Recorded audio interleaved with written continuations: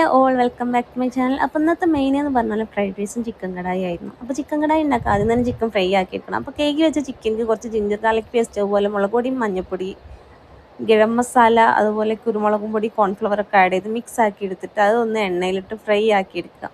അത് ഫ്രൈ ആയി വരുന്ന ടൈം കൊണ്ട് നമുക്ക് അതിലേക്ക് വേണ്ട വെജീസ് കട്ട് ചെയ്യണം. സവാള, ടൊമാറ്റോ, മല്ലിച്ചപ്പ്, ക്യാപ്സിക്കനാണ് ഇപ്പോൾ അതിലേക്ക് കട്ട് ചെയ്തിട്ടുള്ളത്. പിന്നീട് നമ്മൾ കടായി സെറ്റാക്കി എടുക്കാൻ വേണ്ടിയിട്ട് വെളിച്ചെണ്ണയിലോട്ട് ജസ്റ്റ് വറ്റൽമുളക്, വലിയുള്ളിയൊക്കെ ഇട്ടുകൊണ്ട് ഒന്ന് വഴറ്റിയെടുക്കുക. അത് വഴന്ന് വരുന്ന സമയം കൊണ്ട് നമുക്ക് അതിലേക്കുള്ള ബാക്കിയുള്ള മസാലപ്പൊടികൾ ആഡ് ചെയ്യണം. അപ്പോൾ നമ്മൾ ജീരകപ്പൊടി, അതുപോലെ കാശ്മീരി മുളകും പൊടി, മഞ്ഞൾപ്പൊടി, മല്ലിപ്പൊടി കുറച്ച് അധികം ആഡ് ചെയ്ത് കൊടുക്കുന്നുണ്ട്. അപ്പോൾ ഈ വക പൊടികളൊക്കെയാണ് നമ്മൾ അതിലേക്ക് ആഡ് ചെയ്ത് കൊടുക്കുന്നത്. അപ്പോൾ അത് ആഡ് ചെയ്തിട്ട് നല്ലപോലെ മിക്സാക്കി കൊടുക്കുക.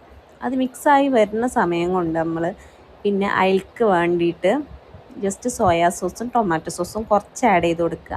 അത് നല്ലപോലെ മിക്സാക്കി കൊടുത്ത് കഴിഞ്ഞ് കട്ട് ചെയ്ത് വെച്ചിട്ടുള്ള തക്കാളി കൂടെ അതിലേക്ക് ആഡ് ചെയ്യുക. എന്നിട്ട് ചിക്കൻ ആഡ് ചെയ്യുക. എന്നിട്ട് നമ്മൾ കുറച്ച് കാഷ്യൂനട്ട് വെള്ളത്തിലിട്ട് കുതിർത്ത് അരച്ചത്, അതായത് പേസ്റ്റ് രൂപത്തിലാക്കിയത് നമ്മൾ ആഡ് ചെയ്യണം. കുറച്ചൊരു തിളച്ച വെള്ളം കൂടി അതിലേക്ക് ആഡ് ചെയ്ത് കൊടുക്കുക. എന്നിട്ട് പിന്നെ നമ്മൾ കസൂരി മേത്തി ജസ്റ്റ് ഒന്ന് ഉണക്കിക്കാണ്ട് നല്ലപോലെ പൊടിയാക്കിയിട്ടുള്ള ആഡ് ചെയ്യും. പിന്നീട് നമ്മൾ കുറച്ച് വെളിച്ചെണ്ണയിൽ ചതുരത്തിൽ അരിഞ്ഞിട്ടുള്ള ക്യാപ്സിക്കനും സവാളയും വഴറ്റിയെടുക്കുക. ഞാൻ അതിനിടയിൽ ജിഞ്ചർ ഗാർലിക് പേസ്റ്റ് ഇതിലേക്ക് ആഡ് ചെയ്യാൻ മറന്നത്. അപ്പോൾ ഞാൻ ആ എണ്ണയിലോട്ട് അതും കൂടെ ഇട്ട് മിക്സ് ആക്കിയിട്ടാണ് ഇതിലേക്ക് ഒഴിച്ച് കൊടുത്തത്. അപ്പോൾ നമ്മൾ റൈസിനുള്ളത് ഇവിടെ വന്നിട്ടുണ്ട്. അപ്പോൾ അതിലേക്ക് വേണ്ട veggies cabbage, capsicum, carrot, beans, അതുപോലെ സവാള ഒക്കെയാണ്. സ്പ്രിങ് ഓണിയൻ ഉണ്ടെന്നുണ്ടെങ്കിൽ അതും കൂടെ ആഡ് ചെയ്ത് കൊടുക്കുക. എൻ്റെ കയ്യിൽ അതില്ലേന്നു.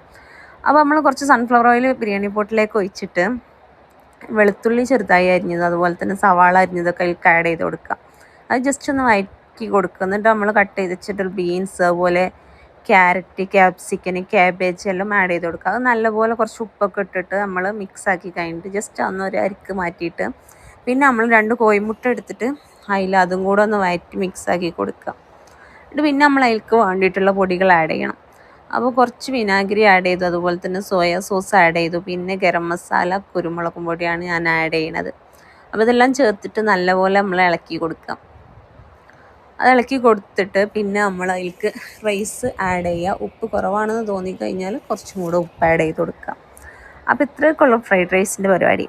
അപ്പോൾ ഫ്രൈഡ് റൈസ് ഇവിടെ സെറ്റായി കഴിഞ്ഞിട്ടുണ്ട്, കടായും ഇവിടെ സെറ്റായി. അപ്പോൾ നിങ്ങൾ ആദ്യമായിട്ട് എൻ്റെ ചാനൽ കാണുന്നതെങ്കിൽ സബ്സ്ക്രൈബ് ചെയ്ത് സപ്പോർട്ട് ചെയ്യാൻ മറക്കരുത്. അപ്പോൾ ഓക്കെ, ബൈ.